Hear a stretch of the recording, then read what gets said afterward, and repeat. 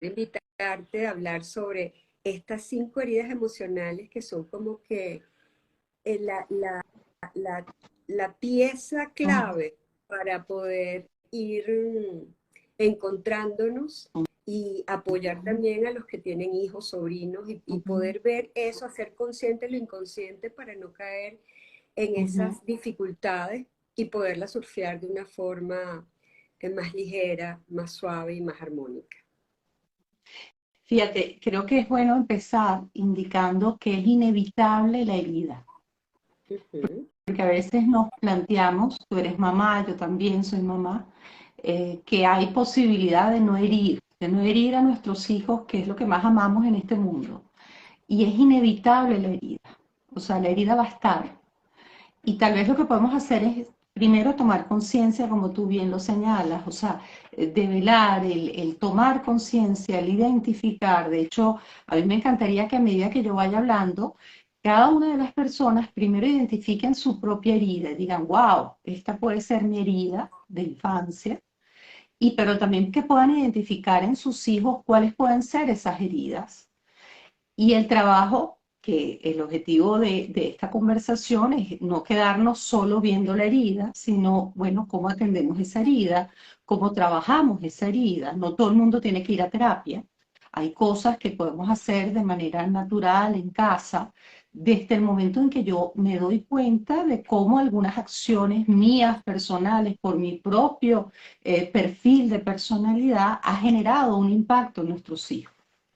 Porque es bien importante entender que en la convivencia es inevitable la herida, ¿ok? Quien me dice, no, Ana María, no, no. O sea, la convivencia implica herida. Y el trabajo del adulto es asumir esa herida, trabajarla y reconciliarnos con ese otro que tal vez tiene una manera de ser que me afecta y cómo, de qué manera me puedo reconstruir. ¿Ok? Entonces creo que este es uno de los puntos centrales para romper, si se quiere, ese mito de mamá perfecta que no existe. Ninguna De, puede ser mamá perfecta. de ¿Sí? mamá perfecta y de papá perfecto, pero cuando es bien importante lo que señalas de que las heridas siempre van a existir. Yo Sí. siento que, Ujú. que una de las primeras heridas que tenemos es cuando venimos al mundo y nos dan la mirada y nos Ujú. sacan de ese reposo que tenemos allí en útero. Sí. Y yo voy aquí a aflorar una herida que me hice consciente después de tanto trabajo personal y que tiene que también, tú hablas de las heridas se dan una vez que nace el bebé, pero las heridas también se dan antes de que nazca en la gestación. Entonces, Sí. fíjense, ahorita yo, por ejemplo, voy a poner una herida personal que aún tengo pendiente por trabajar. Cuando yo estaba bebé, en la pancita de mami, mi papá hizo un comentario cruel que posiblemente lo haya hecho eh, por divertirse, ¿no? Ujú. Mi papá es de origen europeo, así blanquito como tú, pelo rubito, y mi mamá es venezolana, independientemente que también tiene sus orígenes europeos, pues, este, pero es como yo, así más color más hindú, ¿no? Y él le dijo a mi mamá cuando estaba embarazada de mí, si esa niña, si ese niño nace negro, yo lo ahogo cuando lo estés bañando en la bañera. Ujú. Ok. Por supuesto, yo nací, echaba en la historia, muertos de la risa, sigue pasando el tiempo, yo no nado y yo no puedo meter el agua, la cabeza debajo del agua. Entonces, wow, eso, claro, entre tanto trabajo personal, porque elegí este camino del coaching y también con eso trabajas tú internamente. Un día siendo bioenergética, me mandaron a hacer un ejercicio y yo aparecía como ahogada y no podía respirar. Y el facilitador de bioenergética me dijo, tú tuviste un evento que como si te hubieses ahogado, y yo que supiera, pues no sabía. Y ahí fue cuando empecé a rebobinar y a recordar ese instante. Entonces, Ujú. lo que digamos también cuando la madre está embarazada, incluso si nos vamos a digamos que a las filosofías milenarias, tiene que ver incluso antes de concebir al bebé, toda esa información que se va hablando entre la pareja sobre ese nuevo ser que van a ser, todo eso va tejiendo esa futura Sí. herida que venimos a trabajar en este mundo. Sí, fíjate que la primera herida tiene que ver con eso, tiene que ver con la herida del rechazo. La primera herida tiene que ver cuando no soy bienvenido y está directamente relacionada con lo que tú dices, ¿no? La condicionante. En este caso, papá condicionó un fenotipo específico. Si nace de este color, si nace con estas características, yo no la voy a aceptar, yo no la voy a querer, ¿no? Entonces, es una herida profunda y lo es una herida profunda, pero no significa que no se pueda trabajar. O sea, Claro, yo creo es muy importante que tengamos hoy esa mirada positiva o esa mirada más que positiva, reconciliadora, porque ese es el trabajo del adulto. O sea, el adulto es capaz de ver la herida, de reconocerla, identificar además qué hicieron y qué hice yo para compensar esa herida, para colocar, si se quiere, esa venda o esa gasa o esa agua oxigenada, o sea, ¿qué hice yo con mi herida para compensarme psicológicamente? Y luego, ¿qué puedo hacer yo ahora como adulta después de reconocerlo? O sea, eso es un trabajo de terapia interesante, profundo, que todos podemos llevar a cabo. Por ejemplo, empezamos con esta primera herida que me encanta que lo hayas identificado, que es la herida del rechazo. Y fíjate que hay muchísimos autores que ya en la época de los años 70 hablaban de el vínculo afectivo del niño antes de nacer. Hay un libro célebre que recomiendo a la audiencia que lo oiga, que lo lea. También hay en audiolibro está, así que es posible también que lo puedan oír. Y de hecho, hoy en día, que no eran investigaciones, eran simplemente autores con una sensibilidad humana que se ponían a escribir en base a la casuística que encontraban en el consultorio. Pero hoy en día el avance de la ciencia y específicamente de la neurociencia, hoy en día nos están hablando de memoria celular. O sea, antes, en los años 70, quien decía memoria celular era un hippie, era alguien que no tenía ese basamento. Hoy en día ya hay investigaciones muy serias en donde te hablan del vínculo afectivo, de la vida del niño antes de nacer, a pesar de que es una estructura muy primitiva porque su cerebro no tiene neocorteza y ese es el problema con las heridas emocionales. Porque estas heridas generalmente se relacionan con la primera etapa, con la primera infancia. Y en la primera infancia nosotros no tenemos neocorteza. O sea, la neocorteza está, pero está incipiente. Sobre todo no tenemos totalmente desarrollada nuestra corteza prefrontal, que es esta ujú, capacidad verbopensante, estructurada, donde yo puedo entender, donde yo puedo simbolizar, donde yo puedo darle respuesta a la situación. Entonces, ¿qué le ocurre a un niño? Un niño es pura emoción, por ejemplo, un bebé en útero. Un bebé en útero tiene el sistema reptil totalmente desarrollado, que tiene que ver con todo el sistema básico de latidos del corazón, etcétera, todas las funciones básicas. Luego tiene un cerebro límbico que tiene que ver con la emoción y apenas un cerebro neocortés que justamente termina de desarrollarse después de los 3 años. Entonces, ¿qué ocurre? El niño interpreta, no, el niño no interpreta, el niño simplemente siente este terror, miedo y siente la química de mamá. Muy probablemente cuando tu papá hacía ese comentario de manera jocosa, probablemente como mecanismo de defensa tu mamá se reía, pero dentro de ella podía haber mucho miedo de decir, wow, mi bebé va a ser rechazado, que mi bebé salga blanquito, que mi bebé no salga negrito. ¿Mm? Y ahí me conecto con un trabajo que en aquella época recuerdo cuando estábamos juntas trabajando con la gente de Procter Gamble y el programa de Beatriz Manrique, que no sé qué será de la vida de Beatriz Manrique, sería bueno buscarla en redes, tan bella, una mujer espectacular. Ella tenía todo un programa de estimulación intrauterina, estamos hablando de los años 80, 80 y algo, y recuerdo que uno de los trabajos con Beatriz Manrique era entrevistar a madres sobre cómo ellas idealizaban a su bebé, o sea, qué imagen tenían esas mamás de su bebé.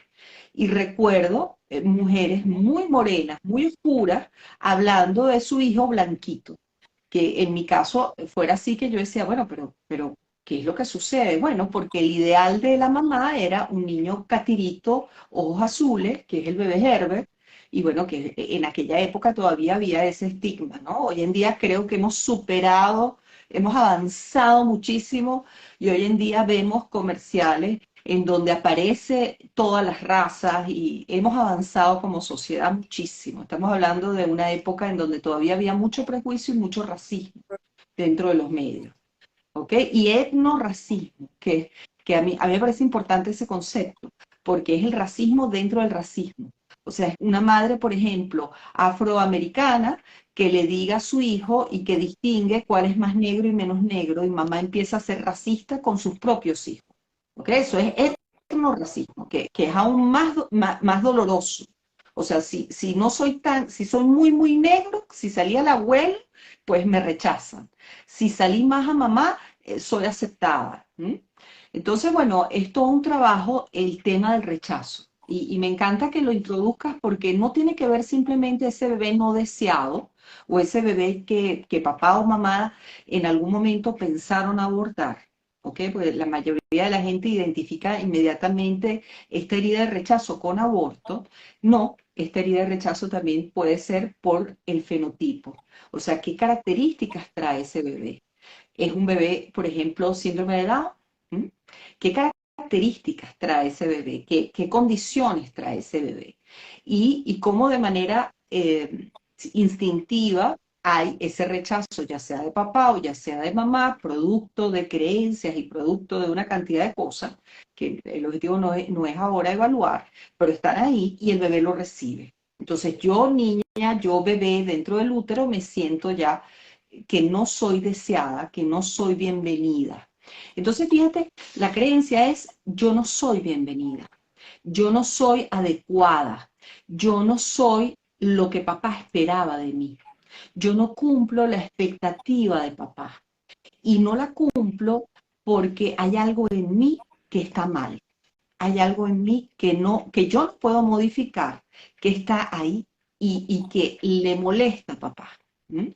Incluso el hecho de que se normalice el chiste dentro de casa, Freud tiene un libro que es así miniatura, no es un libro, es un folletico, donde habla de el aspecto inconsciente del chiste, porque el chiste siempre tiene un metamensaje, ¿no? Y claro, Freud era judío, Segunda Guerra Mundial, obviamente el chiste fue una herramienta de publicidad terrorífica, ¿ok? Y podemos hoy en día darnos cuenta y tener muy, muy cuidado, ser muy cuidadosos cuando alguien hace un chiste de este tipo, ¿no? Que implique racismo, etcétera. Entonces, Sí, fíjate, la primera línea, afortunadamente lo que yo siento es que, como tú dices, hemos evolucionado. Y sí, afortunadamente esta llamada eh, generación de cristal, pues, ujú, entre comillas de cristal, simplemente yo los veo porque tengo una hija en esas edades, 20 años. Ellos simple y llanamente han puesto un límite. Espérate, no me agredas, maravilloso, no me maravilloso. agredas, respétame, cosa que no tuvimos la oportunidad nosotros en algún momento de hacerla, por lo menos la Claro, generación nuestra. claro. Entonces, a eso la gente, fíjate cómo, no sé de dónde surge el nombre de cristal, pero digo, ok, los están disminuyendo porque supuestamente se rompen de cualquier cosa, pero realmente son más fuertes que nosotros mismos y más valientes, porque están poniendo ese límite. No te metas conmigo, no abuses de mí. Y ese es el nuevo lenguaje que también tenemos que irnos adaptando. Mientras más consciente lo haga, y ahora es que nos estamos dando cuenta que históricamente toda la vida ha habido este aspecto inconsciente del chiste, Sí, esta burla, que incluso hoy en día, cuando sabes, te empiezan a chalequear, situación muy de Venezuela, y sí, uno se queda como, ups, no, es que está echando broma, pero ¿qué hay en el Ujú. trasfondo de esa broma? ¿Y cómo Total. te conectas con una herida como esa, Ujú, que está ujú, guardada en tu subconsciente, así ujú, como una ujú. cajita? Sí. Fíjate que el chiste dentro de la estructura de cuando hablamos de personalidad son las personas pasivo-agresivas. Mm, ¿Qué significa eso? No soy capaz de manejar el estilo agresivo, no soy capaz de pegarte un golpe, ¿m? Pero empleo formas sutiles para agredirte socialmente aceptadas. Entonces aparece el chiste como una herramienta de agresión, porque el chiste cuando tiene un trasfondo racista al final termina siendo una herramienta de agresión contra el otro.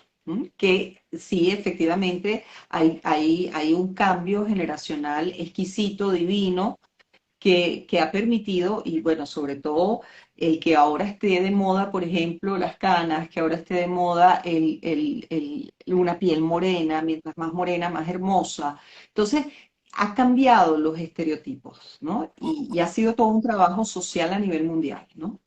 Entonces, ese yo no soy bienvenida vendría siendo esta primera herida de rechazo.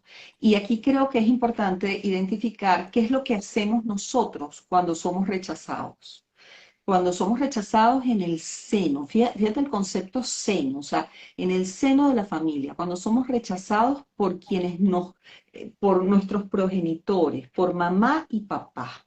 O sea, nosotros somos producto de ellos.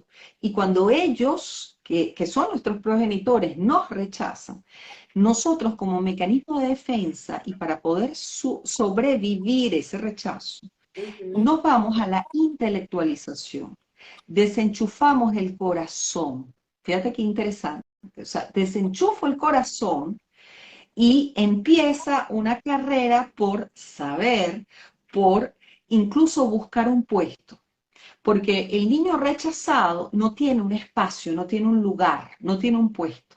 Entonces, a través de la intelectualización, ese niño que empieza a crecer y se convierte en un adulto, busca desesperadamente ese espacio a través del saber, no a través de lo emocional. De hecho, desenchufa, tal cual. El término es, empieza un proceso de intelectualización.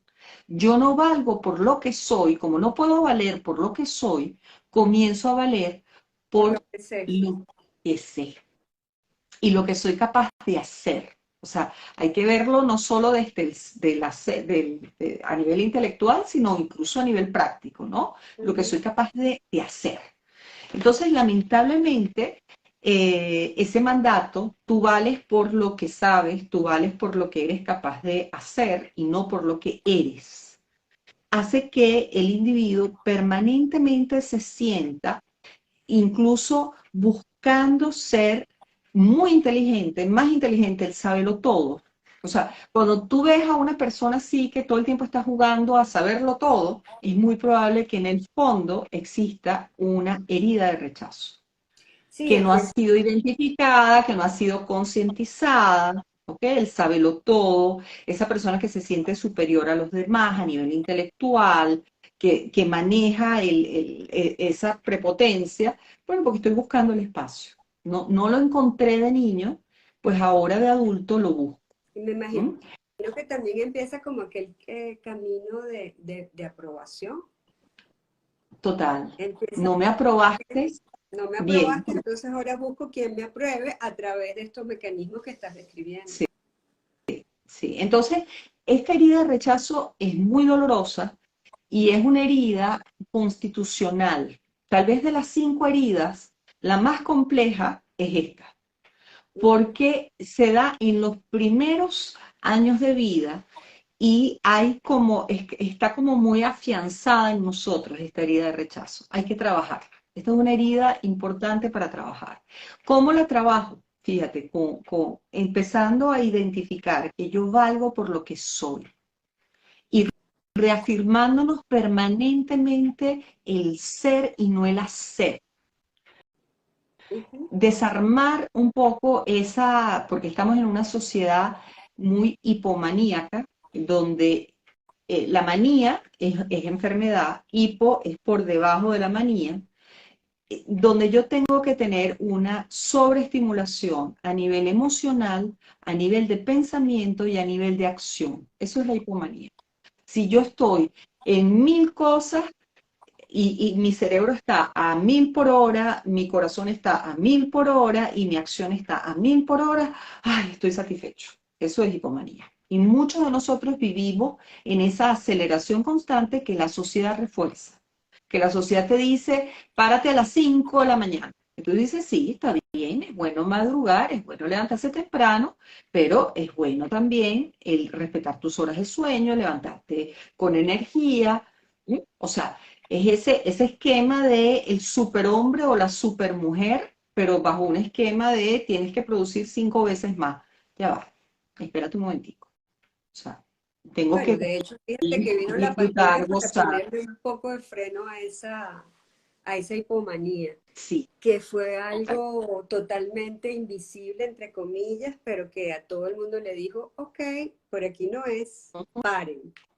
Y la Sobre gente todo cuando nunca. llegas a cierta edad, porque hay una edad en donde te metes en esa locura, en esa espiral de locura, sobre todo cuando eres muy joven. Llega un momento en donde comienzas como a ver la vida desde otro lugar bueno, en el ciclo vital de la vida, cuando llegas a los 40 años, 50 años, hay muchísimos estudios sobre el tema, en donde incluso se refiere que una persona de 40 a 50 años puede ser más feliz que un joven de 18 o 20 años. Totalmente, lo Tienes valido, otra perspectiva, lo valido. tienes otra perspectiva. Hay estudios hermosísimos sobre el tema. Entonces, la herida de rechazo es la primera. Esa es la primera herida de las 5 que creo bueno, vamos a trabajar hoy.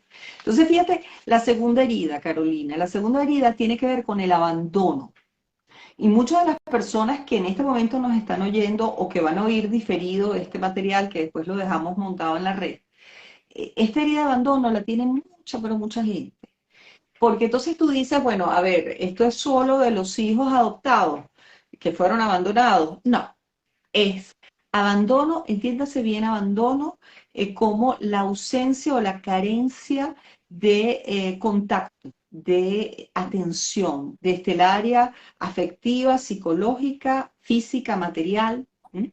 Cuando, por ejemplo, mamá trabajaba todo el día y veía a mamá solo 2 horas al día, por ejemplo, o cuando papá también trabajaba todo el día o trabajaba y lo veía cada 15 días, cada 2 meses, dependiendo de la realidad de cada familia. Entonces, esta herida de abandono es bien importante porque el niño empieza a estructurar con lo que recibe del ambiente una creencia de yo no merezco, yo no soy digno de nada. O sea, yo no merezco afecto, yo no merezco atención, yo no merezco cuidado. ¿Mm? Hay un no merecimiento. ¿Mm? Y fíjate que es interesante cómo se genera ese mecanismo natural de compensación de ese yo no merezco afecto, ¿verdad? Que nos convertimos nosotros como una especie de vaso que se desborda por dar afecto y atención a otros. Yo compenso esto de una manera que parece inverosímil, pero es así. No me dieron atención, pues yo me voy a encargar de darle atención a todo el mundo. De ahí surge la codependencia. Total. Ahí está la codependencia. Entonces, pero hay que cuidar porque la codependencia al final genera, yo quiero tener esa relación de poder, de que todos dependan de mí afectivamente, ¿ok? Que es la parte no tan bonita de la codependencia, porque nosotros podemos ver y quien nos oye puede decir, ay, qué bonito, o sea, una persona que sufrió abandono, pues dice, yo no voy a abandonar a nadie, yo voy a Sí, prestar muchísima exactamente. atención, y tú lo oyes muchísimo en el consultorio, madres que te dicen, a mí me abandonaron, yo no voy a abandonar a mis hijos.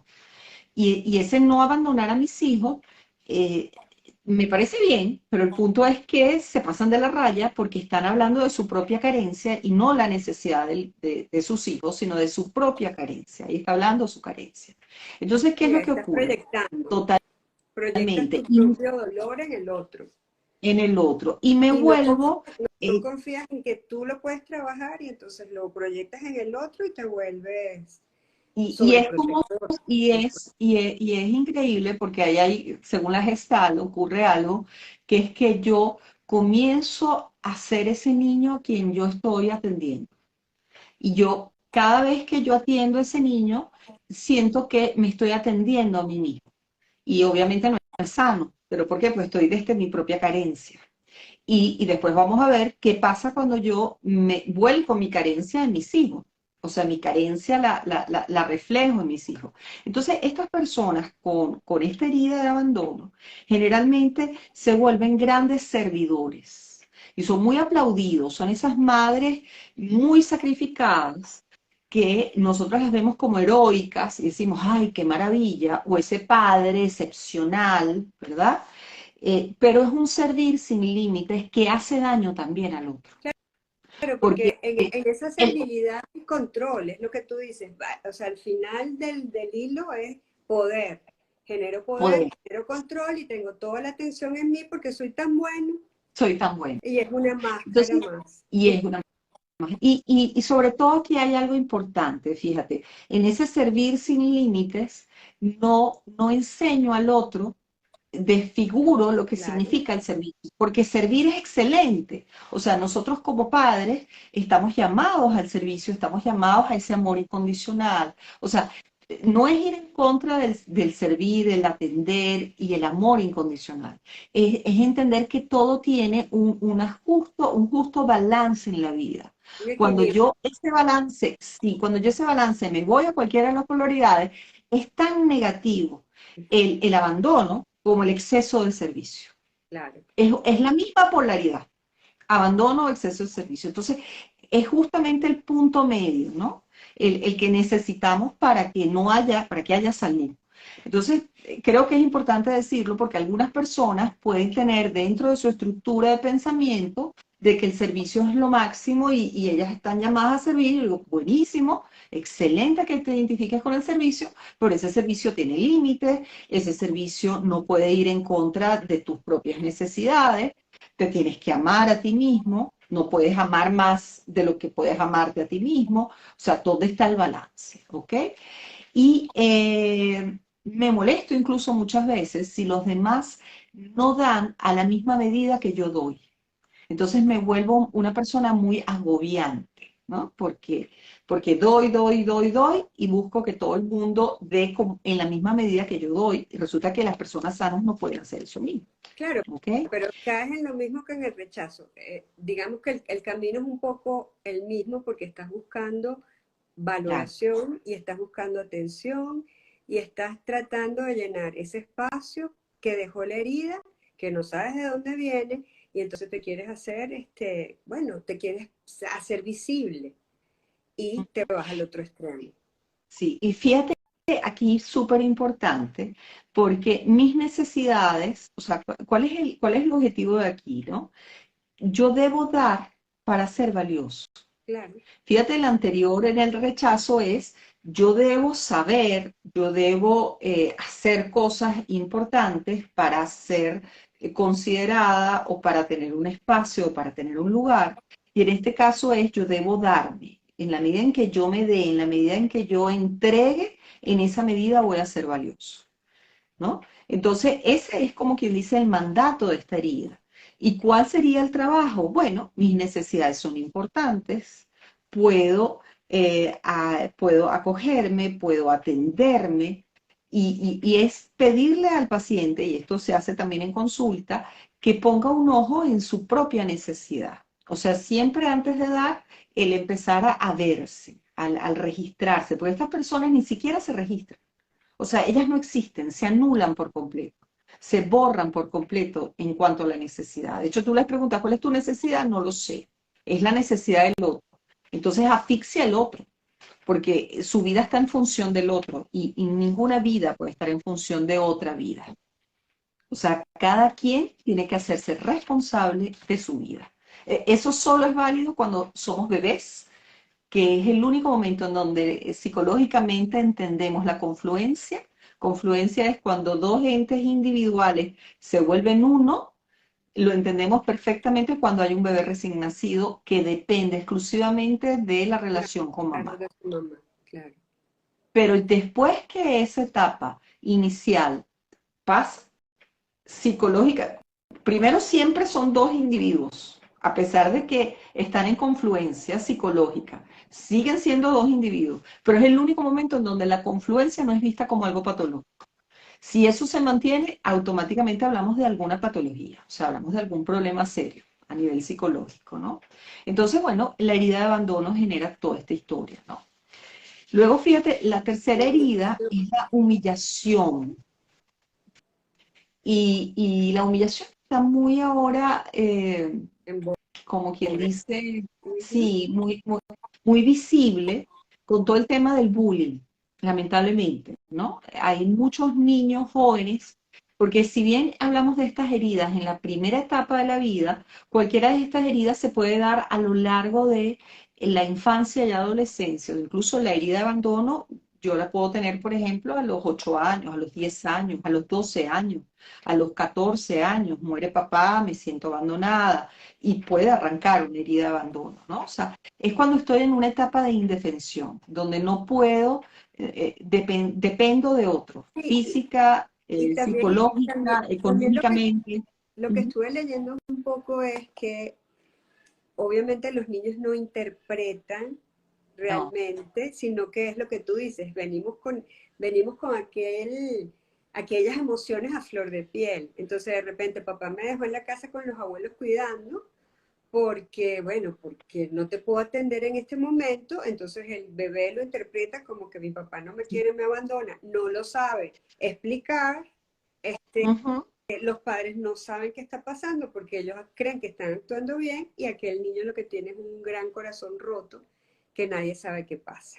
Una herida de abandono que él mismo empieza a gestionar y la gestiona justamente con el ser extremadamente sumiso y hacer caso y ser una persona que se da al servicio, porque Y es busco el la afecto aprobación. a través Yo- de el responder a la norma, responder a todo lo que me digan, etcétera, ¿no? y llegas al Entonces, colegio con eso y entonces vienen los amiguitos y empiezan con esta de la humillación, que es la parte del bullying, sí, donde como que se tengo, mezcla todo. sí, tengo un amigo que en una oportunidad, porque esto lo trabajé en una universidad, entonces tengo un amigo que oyó la charla y decía, yo tengo las 5 heridas, decía él, después de terminar, porque incluso me decía, ¿hay posibilidad que uno tenga más de Claro, una? Sí, por supuesto, yo puedo tener las 5. una conlleva la otra.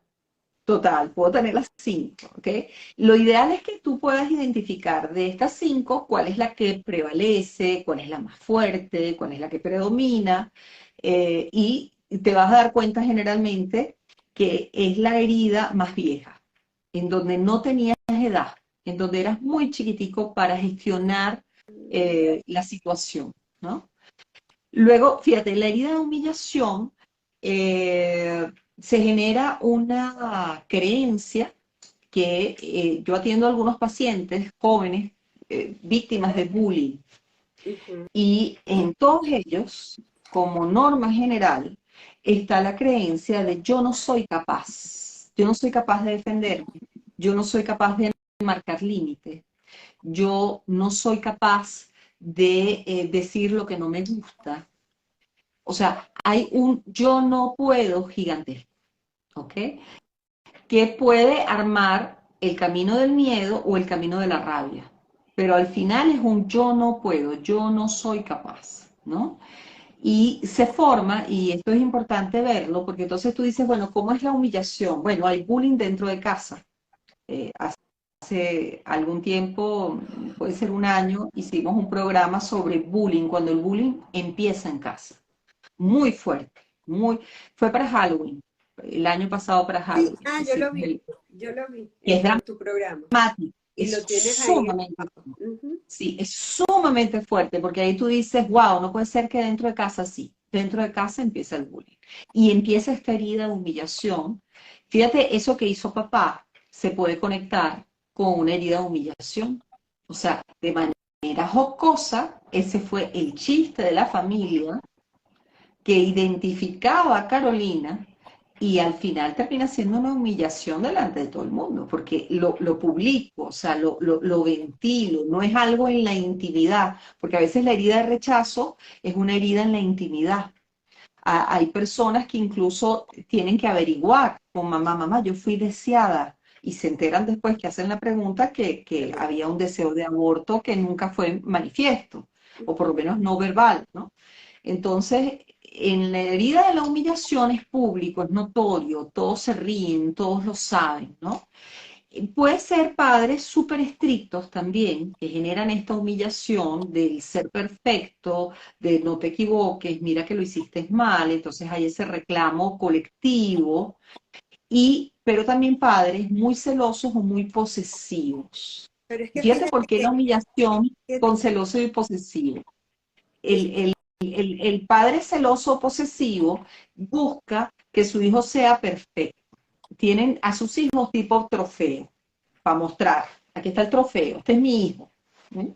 O sea, lo que él hace es una proyección. O sea, yo soy la dueña de esto, porque este es mi producto, ¿no? Entonces, cuando el niño no da la talla, porque es un niño o porque es un adolescente, no da la talla, entonces es una humillación para el padre. ¿Qué van a decir de mí que no te graduaste? ¿O qué van a decir de mí que sacaste tal nota, ¿no? Entonces se arma una creencia, yo no soy capaz, yo no llego ni a los talones, a las exigencias de mamá o de papá, cosa que es falso, ¿ok? Pero es la estructura de pensamiento que se arma. claro, Estabas fíjate diciéndome algo. lo que te iba a decir era que Ujú. es una cadena, Sí, porque nuestros padres tienen sus propias heridas. Entonces tú me estás describiendo este personaje que quiere lucirse, quiere mostrar, wow, a su familia que lo valoren porque miran qué inteligentes son mis hijos. Entonces, si nos vamos a lo que acabas de explicar, posiblemente este papá tiene una herida de rechazo y total. entonces la refleja en su familia y entonces quiere que todo el mundo sea esa cosa de yo sé más y mira cómo mis hijos saben tanto como yo. Entonces Ujú, se le genera esa espiral que viene obviamente de generaciones anteriores y que nunca se le puso fin. ¿Ok? tal cual. Entonces, Y- precisamente y- el llamado a este intercambio que estamos teniendo es agarrar esta píldora, agarrar esto por la mano y decir, ok, vamos a parar el sistema aquí. Total, total. Es Y tener eso la lo hace solo el conciencia de adulto. pararlo aquí, porque si Total. no, sigue la rueda. Ujú. Pero eso es capaz el adulto. Claro, El claro. niño. Y por eso es importante que oigamos los mecanismos compensatorios, los mecanismos de defensa. O sea, ante esta herida, cómo yo busco sanar esta herida, cómo busco compensar este problema, ¿no? Con las Ujú. herramientas que tengo.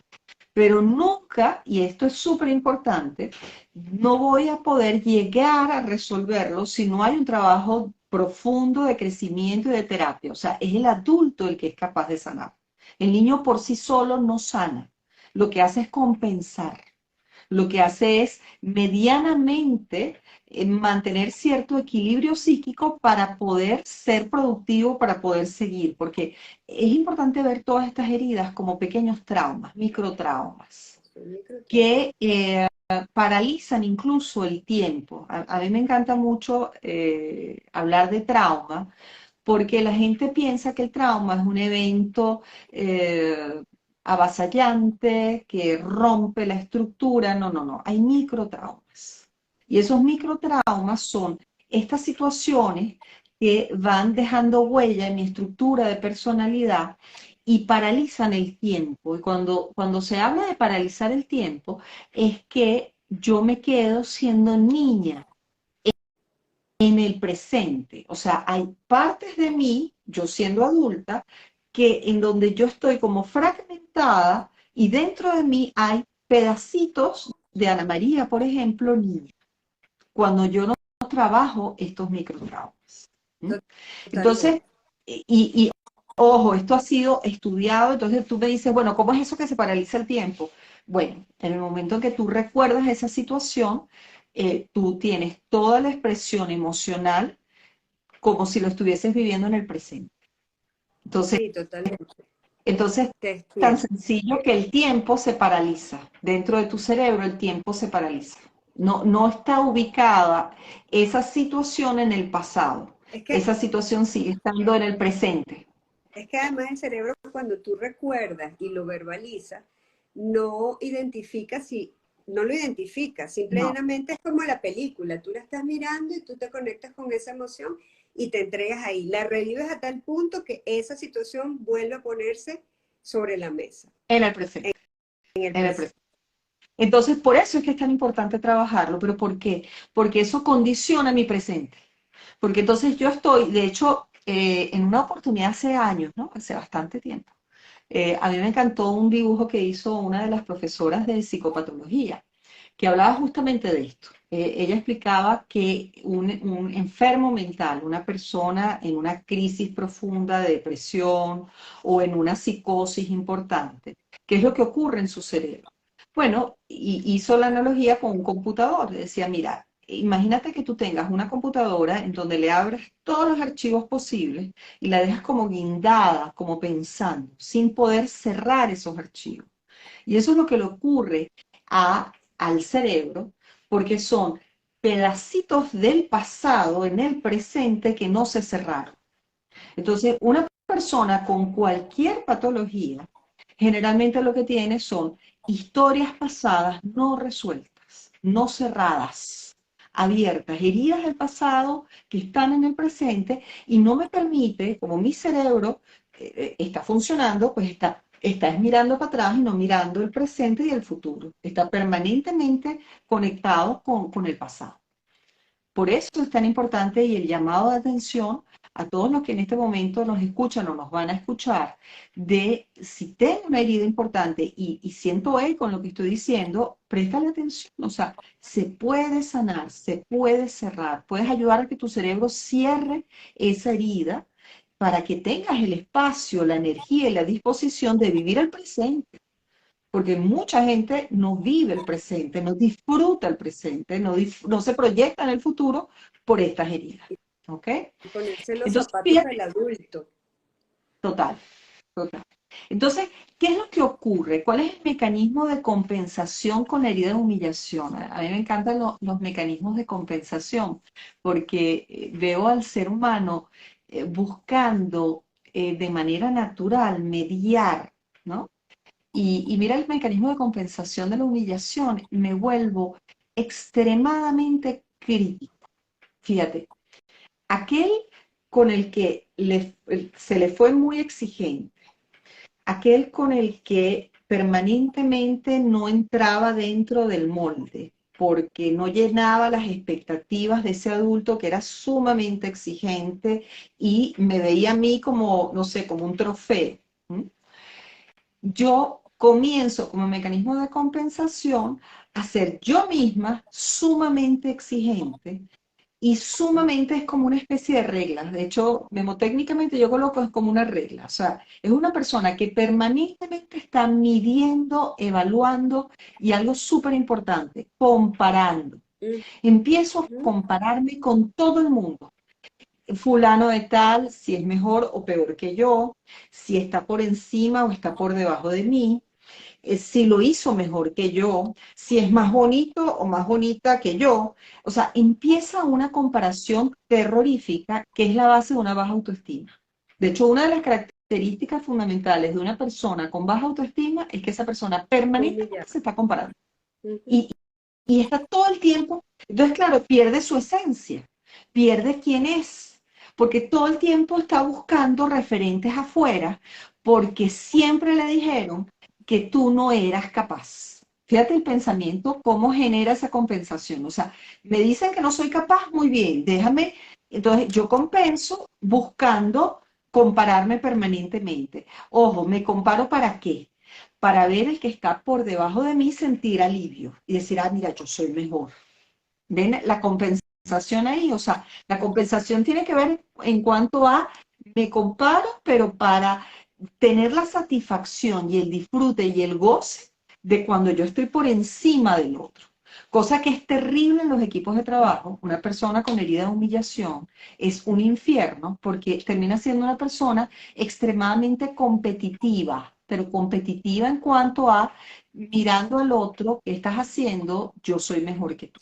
Permanentemente en una guerra de yo soy mejor que tú. ¿Sabes qué? Yo no sé cómo se está comportando Instagram en estos últimos tiempos, pero nos faltan 3 minutos para la hora. Yo prefiero cerrar y Ok, volvemos a abrir sí, para tener dos partes, primera y segunda parte. Así que por favor a estas personas que nos están oyendo, regresamos ahora. buenísimo.